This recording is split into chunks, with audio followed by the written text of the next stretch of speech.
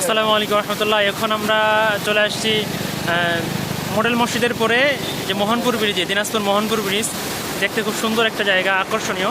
তো আমি আপনাদেরকে পিছনে ক্যামেরা দিয়ে দেখাইতেছি, এই যে কত সুন্দর অপরূপ দৃশ্য। এখন পানি কিন্তু থই থই অবস্থা, একবারে ভরাট পানি।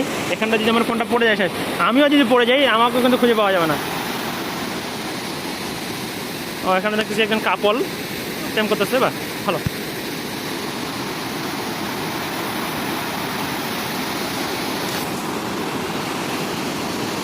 প্রচুর পরিমাণের পানি এখন।